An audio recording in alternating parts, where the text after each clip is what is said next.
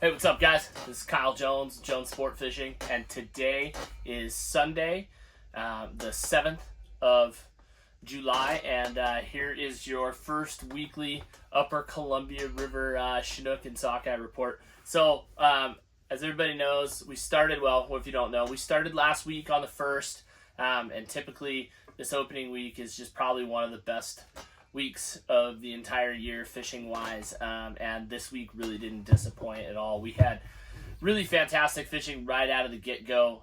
Sockeye limits this week were pretty much the norm. There might have been a couple of days where me or one of the guys didn't quite have all of our sockeye, but sockeye boat limits were the norm, and we're getting a handful of kings. Now the Chinook bite typically is just gangbuster right out of the get-go on the 1st. It's been a little bit slower, but we're still getting some kings every day, but it hasn't been limits of kings or even near limits of kings like we have at times. But the sockeye fishing has by far made up for it. The sockeye action has been absolutely phenomenal, and with the run and the numbers that have come over Bonneville and they're making their way upriver, this is going to be an incredible season that hopefully lasts well into August.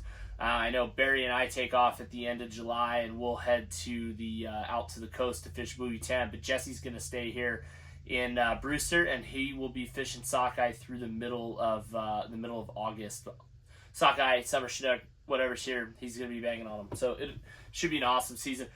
One thing I did want, we get asked a lot, because in years past we've talked about how Barry and I, and now Jesse's doing the same thing. We kind of fish for sockeye and Chinook at the exact same time. Now, sockeye or Chinook is not open in the actual part of the Brewster Pool right in front of the mouth of the Okanagan. It's actually closed from Pelican Point down to the bridge in Brewster.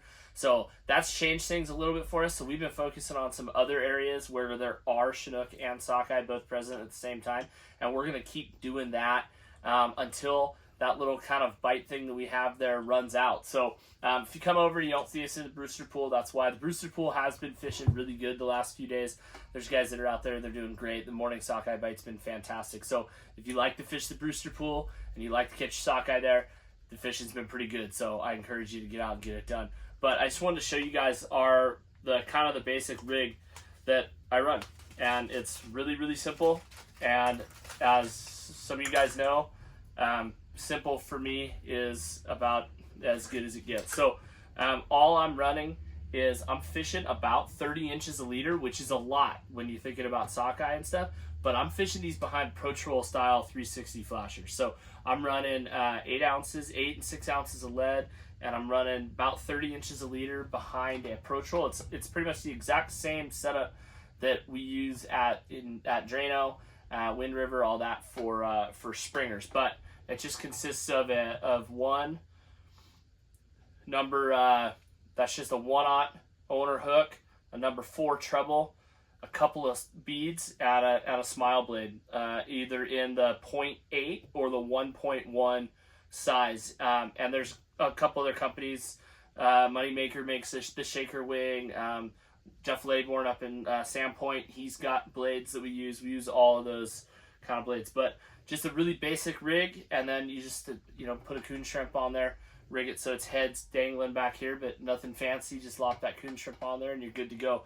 That rig right there, whether I'm fishing sockeye or if there's Chinook around, that's what I'm catching 90% of my fish on, both Chinook and sockeye. So a lot of times guys ask what kind of we're doing. I mean, we're fishing sockeye and Chinook at the same time.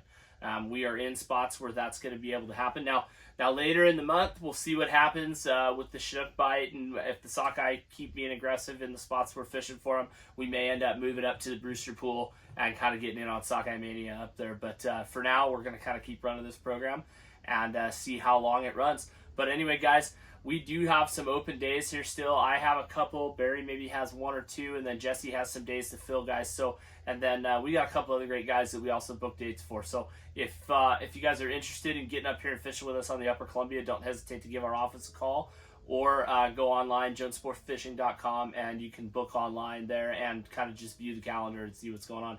And don't forget, we've got openings in Astoria. So if any of you guys want to get out of the heat in August and come join us on the coast, catching Ocean Bright Kings, get a hold of us. We've got quite a few days open, actually. So anyway, guys, till next week, keep an eye out for content from us. Should be a lot of stuff coming. God bless, and we'll talk to you guys later.